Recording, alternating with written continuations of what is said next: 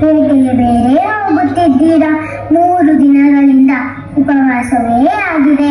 ನನಗೆ ದಿಕ್ಕೇ ತೋಚುತ್ತಿಲ್ಲ. ಇಲ್ಲ, ಬೇಟೆ ಬೇರೆ ಸಿಗ್ತಿಲ್ಲ. ದುಃಖಿಸಬೇಡಿ, ದೇವರು ಇವತ್ತು ನಮಗೆ ಒಳ್ಳೇದ್ ಮಾಡ್ತಾನೆ. ದೇವರು ಬಾಯಿ ಮುಚ್ಚು. ಇನ್ನೊಂದು ಸಾರಿ ಅವನ ಹೆಸರು ಬೇಡ ಮುಂದೆ. ಕೇಳಿ ಕೇಳಿ ಸಾಕಾಯ್ತು. ಹಾಗನ್ನಬೇಡಿ, ಅವನು ಸರ್ವಶಕ್ತ. ಅವನದೇ ಹೊಂದಿದ್ದರೆ ನಮಗೆ ಇವತ್ತು ಬೇಟೆ ಸಿಕ್ಕೇ ಸಿಗುತ್ತೆ. ದಯೆ ಅಂತ ಸರ್ವಶಕ್ತನಂತೆ. ಹಾಗಿದ್ದರೆ ನಮ್ಮ ಕುಲದವರಿಂದ ನಮಗೇಕೆ ಬಹಿಷ್ಕಾರ? ಏಕೆ ಉಪವಾಸ? ಇನ್ಮುಂದೆ ನಾನುಂಟು, ನನ್ನ ಪ್ರಯತ್ನ ಉಂಟು. ಅವನಿಲ್ಲ, ಅವನಿದ್ರು ಬೇಕಿಲ್ಲ.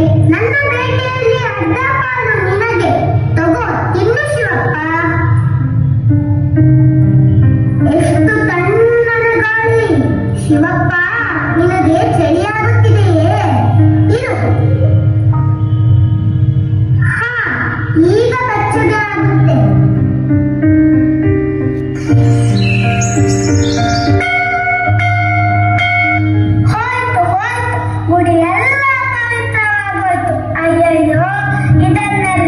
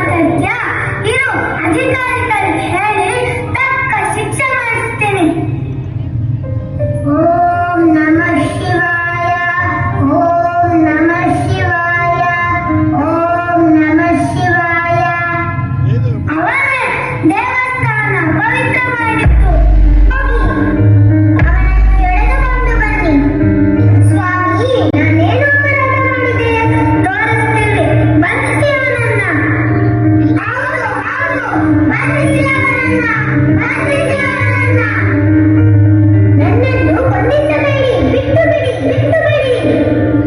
ಯಾಕೆ ಈ ರೀತಿ ವಿಚಾರಿಸಿದೆ? ಯಾವುದೋ ಇದು ಕೃತ್ಯ. ದೇವರಿಗೆ ನೈವೇದ್ಯ ಇಟ್ಟಿದ್ದು ತಪ್ಪೆ. ಭಕ್ತಿಯೊಂದನ್ನೇ ಶಿವ ಮೆಚ್ಚುವನು. ಅದು ಯಾರಿಂದ ಬಂದರೂ ಅವನಿಗೆ ಒಂದೇ ಸ್ವಾಮಿ. ಸಾಕು ನಿಲ್ಲಿಸು. ನಿನ್ನ ಉಪದೇಶ ನಮಗೆ ಬೇಕಾಗಿಲ್ಲ. ಎಳೆಯಿತು ಕಡೆಯವನಿಗೆ.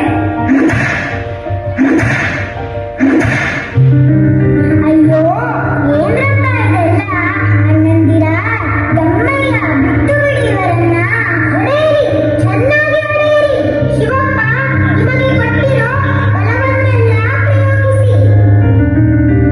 ಕಾಯೋ ತಂದೆಯೇ ಸೇವಾ ಕರುಣಿಸಿ ಜಯಸೋ ಬಂಧುವೇ.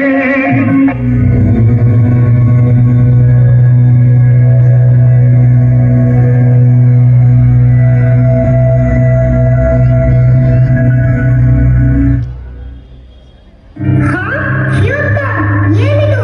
ನನ್ನ ಮೇಲೆ ದಯಗೊಂಡು ನಿನ್ನ ಕಣ್ಣುಗಳು ತೆರೆದವೆ. ಆಹಾ.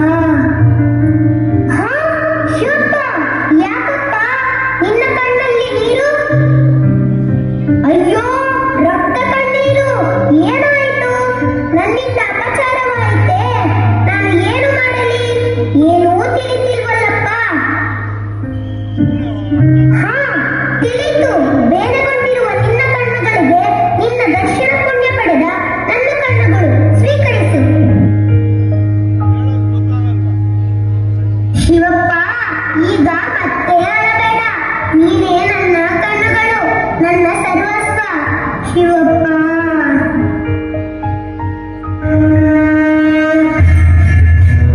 ದಿನ ನಿನ್ನ ಭಕ್ತಿಗೆ ನಾನು ಮೆಚ್ಚಿದ್ದೇನೆ. ನಿನ್ನ ಕಣ್ಣುಗಳನ್ನೇ ಇಂದು ನನಗೆ ಅರ್ಪಿಸಿದ್ದರಿಂದ ಇಂದಿನಿಂದ ನೀನು ಕಣ್ಣಪ್ಪ ಎಂಬ ಹೆಸರಿನಿಂದ ಪ್ರಸಿದ್ಧನಾಗು. ಶಿವಪ್ಪ, ನನಗೆ ಕಣ್ಣು ಕಾಣಿಸುತ್ತಿದೆ. ಧನ್ಯನಾದೆ, ಧನ್ಯನಾದೆ. ಭಕ್ತಿ ಪರಿವಾರವನ್ನು ಜಗತ್ತಿಗೆಲ್ಲ ಬೀರಿ ಜಗತ್ತು ಕತ್ತರಿಯುವಂತೆ ಮಾಡು. ನಿನಗೆ ಮಂಗಳ